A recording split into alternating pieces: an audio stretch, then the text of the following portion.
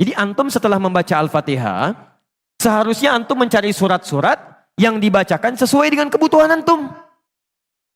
Cari ayat-ayat yang sesuai dengan kebutuhan kita. Karena dari Al-Fatihah sampai dengan An-Nas itu semua berisi kebutuhan kita. Saya baca cepat ya. Tapi nggak usah ditulis. Saya ulangi, tidak usah ditulis. Ya, saya bacakan saja. Misal, sebelum lahir, tadi kan ikhtiarnya Quran surah kedua Quran surah ketiga ayat 38 sampai 39. Keadaannya Quran surah 19 ayat kedua sampai dengan ayat ke-11-nya. Begitu dia mulai mengandung, bagaimana kandungannya supaya baik, Quran surah ke-7 ayat ke-189. Begitu dilahirkan, bagaimana supaya ASInya mengalir lancar, anaknya tumbuh menjadi anak yang soleh, Quran surah kedua ayat 233. Begitu usia 2 tahun ke atas, dia mulai belajar bagaimana supaya dekat dengan Allah, baik dengan orang tuanya, baik dengan tetangganya, Quran surah ke-31 ayat 13 sampai dengan ayat 19-nya. Kemudian dia mulai belajar supaya cepat menangkap pelajarannya, Quran surah 9 ayat 122. Supaya meningkat prestasinya, Quran surah 58 ayat yang ke-11. Kemudian dia mulai meningkat lagi pendidikannya, mulai mendapatkan teman-teman bergaul. Bagaimana supaya tidak bisa merubah keadaannya, supaya lebih dekat dengan Allah, tidak terjebak dalam pergaulan bebas. Quran surah ke-49 ayat ke-13-nya. Ada yang serius datang mau melamar, bagaimana menyikapinya? Quran surah ke-4 ayat yang ke-4. Terjadi pernikahan, Quran surah 30 ayat ke-21. Setelah menikah, bagaimana membagi tugasnya supaya tidak gelisah dalam pembagian tugas, tidak saling menyingkirkan satu dengan yang lainnya. Quran surah ke-4 ayat 34. Setelah dia menikah, suami mulai mencari nafkah. Bagaimana cara bekerjanya? Yang standar ada di Quran surah kedua ayat 168. Kalau mendapatkan ingin yang lebih mudah lagi, Quran surah kedua ayat 172. Kalau belum berangkat, rizkinya sudah menunggu dia, Quran surah 7 ayat ke-96-nya. Kemudian dalam bekerja ini tidak mudah. Istri harus merawat anaknya, merawat rumah tangga. Kadang-kadang anaknya sulit diatur, mengatakan pada perintah ibunya, mengatasinya Quran surah ke-17 ayat ke-23. Itu dua-duanya sama-sama capek. Jangan dikira yang pergi ke kantor saja. Ibu pun merawat anak juga kadang-kadang ada rasa lelah. Bagaimana mengatasinya? Kalau lelah-lelah sedikit, itu ada di Quran surah ke-26 ayat ke-80. Kalau sudah mulai menjadi penyakit, bahkan kata dokter nggak ada obatnya, bagi Allah nggak ada yang mustahil. Quran surah ke-21 ayat 83 sampai dengan 84. Kadang-kadang Anda yang bekerja, ada orang yang tidak suka dengan Anda.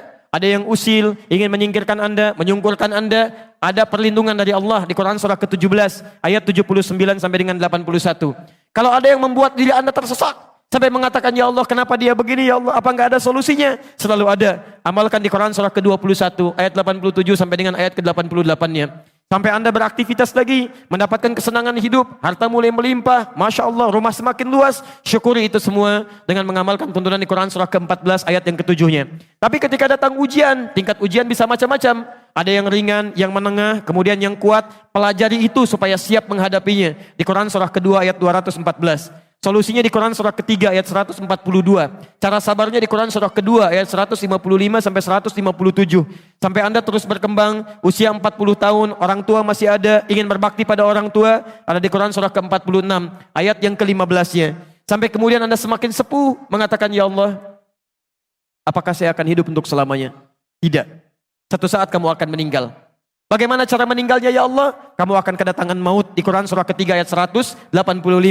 Maut itu datang lewat malaikat yang diutus. Quran surah 32 ayat yang ke-11. Bagaimana cara diambilnya ya Allah? Kalau kamu ingin tenang diambilnya, kerjakan amal soleh, maka kamu akan dipanggil dengan kalimat yang menenangkan. Ya ayyatuhan nafsul mutmainnah. Quran surah 89 ayat 27 sampai dengan ayat 30. Tapi kalau kamu banyak amal salah, tidak ada amal soleh, maka panggilannya akan sedikit menegangkan. Quran surah ke-8 ayat ke-50 sambil dipukulin malaikat. Ya Allah, saya telah mengalami malam pertama di alam dunia. Bagaimana malam pertama di alam kubur? Apakah menyenangkan atau ada persoalan? Kalau ingin senang, Quran surah ke-3 ayat 169 sampai 172. Kalau kamu ingin sedikit menegangkan sambil ditampakkan neraka jahanam dari mulai pagi sampai dengan sore, boleh. Ada di Quran surah ke-40 ayat 46 sampai dengan 47-nya. Ya Allah, bagaimana suasana hisab? Apakah menyenangkan atau tidak? Kalau kamu ingin masuk surga tanpa hisab, langsung masuk mendapatkan berita gembira surga, ada amalannya di Quran surah kedua ayat 25. Tapi kalau kamu misalnya banyak amal salahnya, mengabaikan perintah Allah, bahkan kamu bisa masuk neraka tanpa hisab. Ada di Quran surah ke-18 ayat 100 sampai dengan 101-nya. Ya Allah, bagaimana suasana surga nanti ya Allah? Ayo kerjakan amal saleh. Ada surga bersama Rasulullah tingkat yang paling tinggi. Amalan di Quran surah ketiga ayat 31, Quran surah 59 ayat yang ke-7, Quran surah 33 ayat 21. Ada surga yang di taman surga yang memberikan langsung Allah, bisa melihat Allah tanpa hijab. Quran surah 75 ayat 22 sampai dengan ayat 23. Ada amalannya di Quran surah ke-51 ayat 15 sampai dengan ayat 23. Ada ada surga seluas langit dan bumi. Kemanapun kamu beraktivitas tidak akan pernah menemukan ujungnya. Quran surah ketiga ayat 133 sampai dengan 134. Ada semua. Ada semua. Jadi Anda punya masalah apapun, ayatnya ada di Quran. Jadi begitu mengatakan waladhdallin, cari ayat yang sesuai dengan kebutuhan Anda. Mintakan, boleh dilafadzkan.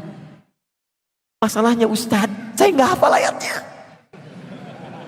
Jadi yang dibaca dari subuh sampai isya, An-Nas lagi, minal jinnati, dan dikabulkan oleh Allah. Mimpinya ketemu jin terus gitu kan. Itu yang boleh dilafadzkan.